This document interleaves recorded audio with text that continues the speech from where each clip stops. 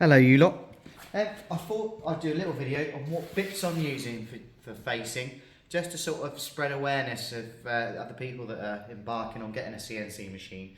You need to use bits that are appropriate for doing the job. Now, when you get your first CNC, you are very excited and you buy lots of stuff, and then you realise, that's no good. With this particular CNC, I started off with using a brand called Trend for basically facing and cleaning off slabs. So I started with the Trend Basic, then I went Trend Pro, and if you notice, this is a 2 flute cutter. This is a end cleaning cutter. Then I went to a cheap Chinese version to see if they would be able to do it. And the answer is no. None of those will do or last for several jobs.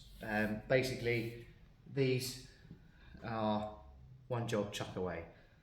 These are 2 or 3 jobs, chuck away. I don't even notice that I just got dripped on. My landlady still hasn't fixed the roof. Lovely landing lady. Right, anyway, back to this. So, the difference in cutters, I'm about to show you. This is the one you want. This is a 4-sided flute carbide cutter. You can see that, guys. You'll see why it's called a flute, and you'll see what it's doing.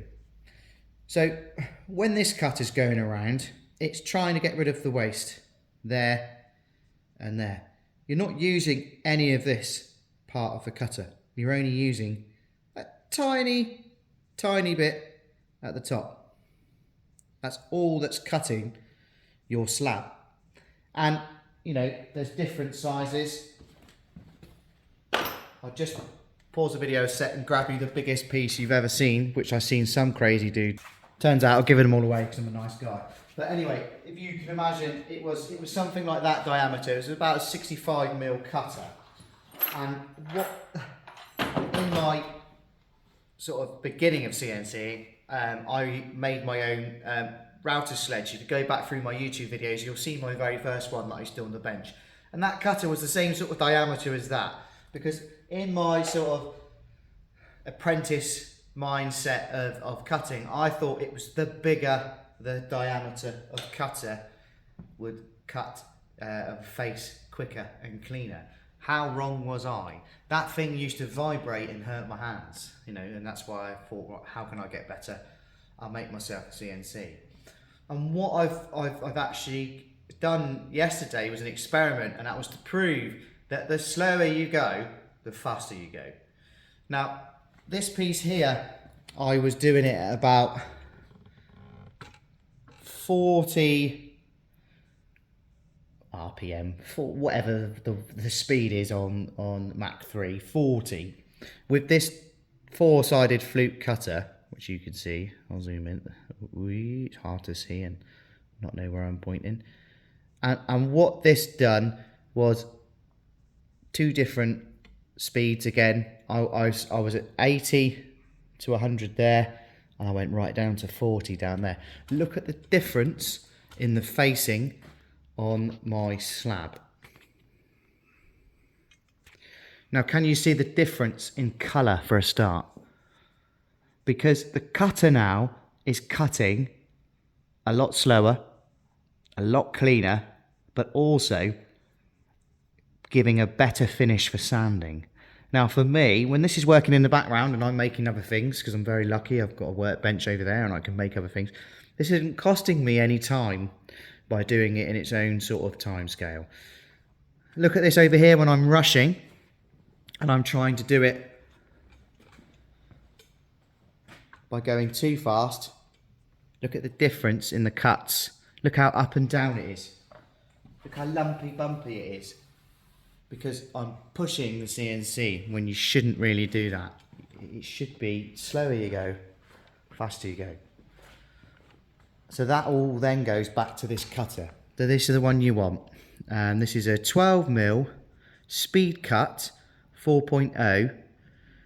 I would call it a 4-sided flute cutter.